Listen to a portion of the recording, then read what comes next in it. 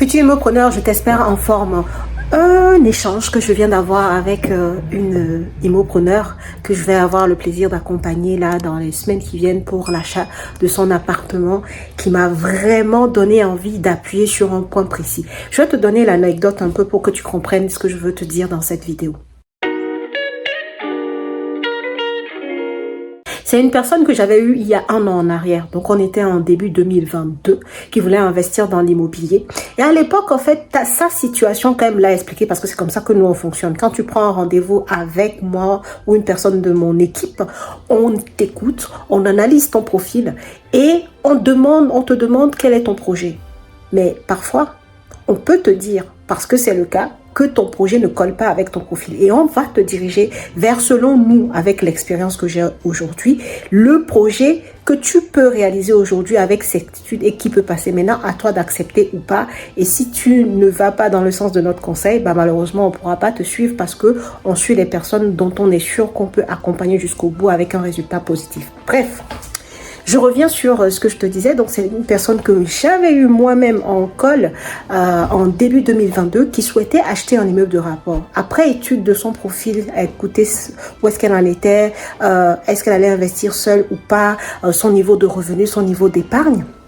À l'époque, je lui disais, par rapport à ton profil, moi, je te conseille aujourd'hui d'acheter d'abord un appartement parce que c'est ce qui passera rapidement au niveau des banques. Et ensuite, puisqu'on allait avoir une stratégie pour rentabiliser au maximum l'appartement, comme elle allait avoir donc du coup du cash flow, elle pourra par la suite aller sur un immeuble de rapport dans un deuxième ou troisième investissement. Au moins, elle aurait commencé. Et à l'époque, on était en début 2022. Rappelle-toi, les taux d'intérêt étaient encore assez bas. Et donc, sa capacité d'emprunt était plutôt correcte pour acheter un immeuble de rapport. Et puis, on parle de l'Île-de-France pour le coup, pour acheter un immeuble de rapport, pour acheter un appartement plutôt bien situé en Île-de-France qui pourrait vraiment, avec une bonne exploitation, ramener un bon cash flow. Qu'est-ce qui s'est passé à cette époque-là? À cette époque, elle était, on va dire, déçue. Elle était plutôt tellement enthousiaste à l'idée de posséder son immeuble de rapport qu'elle n'a pas cerné le conseil. Donc, comme très souvent les personnes qui ne veulent pas dire non, qu'est-ce qu'elles font? Elles disent, je vais réfléchir et je reviens vers toi. Sauf qu'elle n'est pas revenue vers moi jusqu'à il n'y a pas si longtemps que ça. Pourquoi elle n'est pas revenue vers moi? Parce que certainement, par rapport à son enthousiasme, par rapport à son objectif qu'elle voulait absolument de posséder un immeuble de rapport, d'avoir un immeuble de rapport, de gagner du gros cash grâce à son immeuble de rapport, vu que je ne suis pas allée dans son sens, j'imagine bien qu'elle s'est dit, dans tous les cas, soit je vais essayer par moi-même ou sinon j'attends d'avoir la situation qu'il faut pour aller vers l'immeuble de rapport. Sauf que quand je l'ai eu, il y a une semaine avant de la revoir aujourd'hui pour finaliser l'accompagnement, il s'est fait qu'elle n'a pas réalisé son projet. Donc, elle toute seule qui est partie, elle n'a pas réalisé le projet d'investissement, elle n'a pas acheté son immeuble de rapport, elle n'a pas non plus acheté d'appartement. Et un an après, un peu plus d'un an après, parce que là on est en mai, elle n'a rien fait. En fait, et c'est ce qui se passe très, très souvent lorsqu'on a l'esprit fermé. Bon Dieu, ça, je vous en parle très souvent sur cette chaîne. C'est tellement capital de ne pas se figer sur un type d'investissement, de garder l'esprit ouvert, de comprendre son profil, de savoir l'opération qu'on peut faire en accord avec son profil et surtout d'avoir l'humilité de pouvoir écouter les personnes qui ont fait, qui sont passées avant toi par ces étapes-là. C'est tellement capital pour aller vite. Bref, pour revenir sur l'histoire, en fait, quand je l'ai eu, je me suis rendu compte, comme que je te le disais tout à l'heure, qu'elle n'a pas fait son investissement, qu'elle n'a pas acheté d'immeuble de rapport, qu'elle n'a pas non plus acheté d'appartement. Et qu'est-ce qui se passe aujourd'hui? C'est que sa capacité d'emprunt qu'elle avait à l'époque, ce n'est plus la même en fait. À l'époque, elle pouvait emprunter 280 000 euros en début 2022, 280 000 euros. Aujourd'hui, par rapport à la banque, du retour que sa banque lui a fait, aujourd'hui, elle ne peut emprunter, elle peut emprunter 245 000 euros. Voilà, donc c'est le retour qu'elle a eu de sa banque. Elle peut emprunter 245 000 euros. Ça reste une bonne enveloppe, mais force est de constater que l'enveloppe n'est plus la même, d'accord? mais elle est quand même suffisante pour faire l'opération dont je lui parlais parce qu'elle n'est pas encore propriétaire de sa résidence principale. Et comme très souvent, les gens qui passent par nous le savent, quand tu nous dis que ta banque t'a donné telle enveloppe, on fait en sorte d'aller vers des biens en fait qui sont en dessous encore de cette enveloppe pour te garder de la marge. Bref, donc ceci pour te dire quoi? Il est capital, lorsque tu veux réussir dans l'immobilier, que tu puisses réellement garder l'esprit ouvert, que tu puisses ne pas être, comment dire, piégé dans un rêve en fait. Ah, je veux avoir mon immeuble de rapport. Non, c'est pas la possession qui est importante, mais c'est ce que l'immeuble de rapport va te permettre d'avoir qui est important. C'est pas tant j'ai un immeuble de rapport, c'est pas l'ego. Hein. Dans l'immobilier, on n'est pas là pour flatter notre ego. On est là réellement pour atteindre certains objectifs de vie.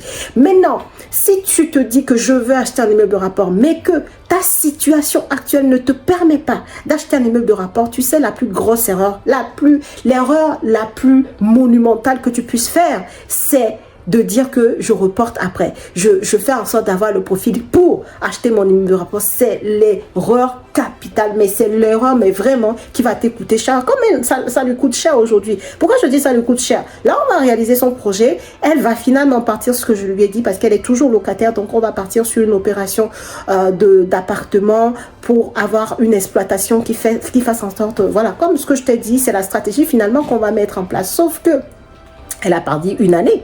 C'est-à-dire que si on avait fait cet accompagnement en début 2022, elle aurait profité des taux d'intérêt assez bas.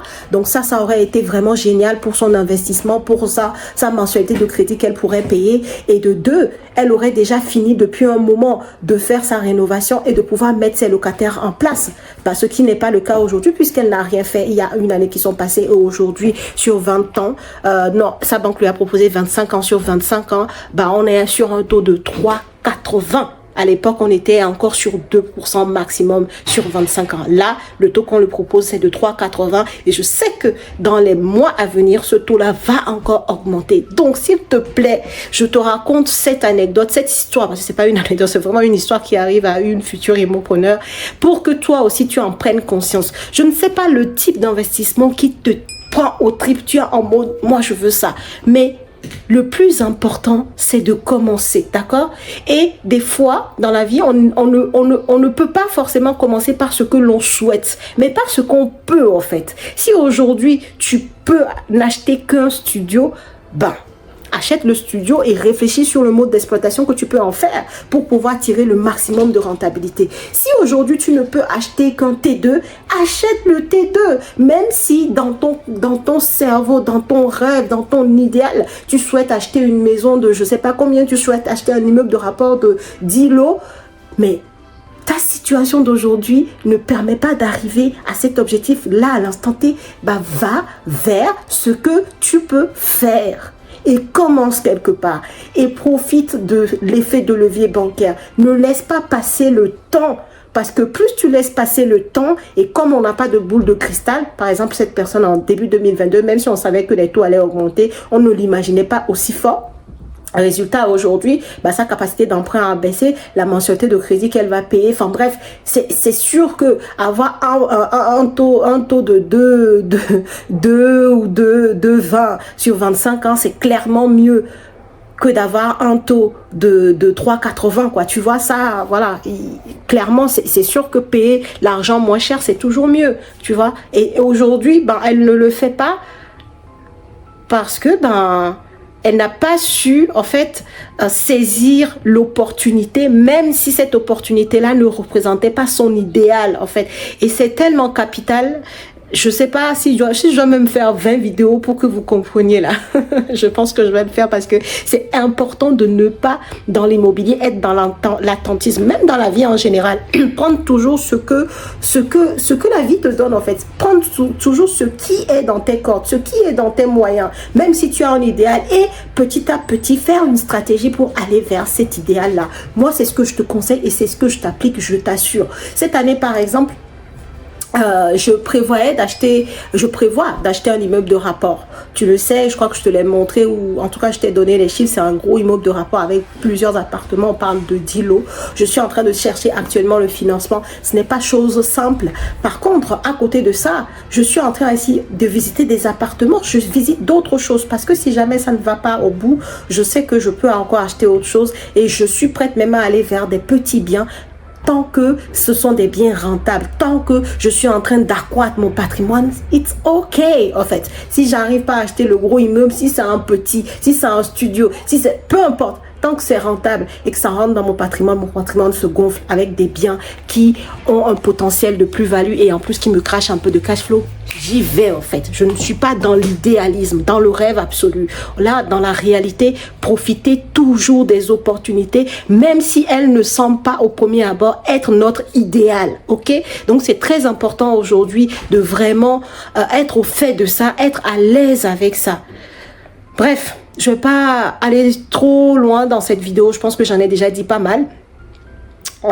Je vais te laisser en barre de description de cette vidéo le lien pour prendre rendez-vous avec nous. Si tu as un projet d'investissement immobilier cette année ou dans les mois à venir, de toute façon, je t'invite à prendre rendez-vous avec nous pour pouvoir échanger sur ton projet. Et garde en tête, ça je te le dis d'avance, comme je te l'ai dit en introduction de la vidéo, quand tu viens vers nous, tu as un projet, on voit avec toi si ce projet là est réalisable, alors à ce moment-là, on y va à 100% avec toi. Mais si ce projet n'est pas réalisable parce que selon ton profil aujourd'hui, on sait par expérience que ça va pas le faire, surtout par rapport au financement bancaire, à ce moment-là, on te le dira aussi et on te guidera vers le projet qui pour nous te permettrait de mettre deux pieds vraiment dans l'investissement immobilier, de quand même faire quelque chose de rentable, même si ce projet-là, finalement, qu'on va te proposer, n'est pas ton idéal de départ, d'accord? Si tu es à l'aise avec ça, si tu es assez humble pour accepter la critique, pour accepter d'avoir d'autres avis, d'autres personnes qui s'y connaissent plus que toi dans le domaine, n'hésite pas à prendre rendez-vous avec une personne de mon équipe, ou moi-même, parfois, c'est moi qui fais les rendez-vous, rarement, mais ça arrive. N'hésite pas à prendre rendez-vous pour qu'on puisse échanger sur ton projet et que tu puisses enfin investir dans l'immobilier et arrêter d'attendre, parce que plus tu attends, plus tu perds de l'argent, littéralement. Donc, on va arrêter de perdre de l'argent, on va arrêter de perdre du temps parce que ton âge joue également contre toi dans l'immobilier, ça il faut le savoir. On arrête l'attentisme et on passe à l'action et on va chercher ce vers quoi, ce avec quoi on est en cohérence, ce qui va pouvoir passer comme investissement, et on se prépare, on se met d'attaque pour aller chercher notre idéal d'investissement. Voilà la team. Si la vidéo t'a plu, je t'invite à la liker, à la partager. Je ne sais pas ce que tu en penses du sujet. Dis-moi en commentaire ce que tu en penses et moi je te dis à la prochaine vidéo.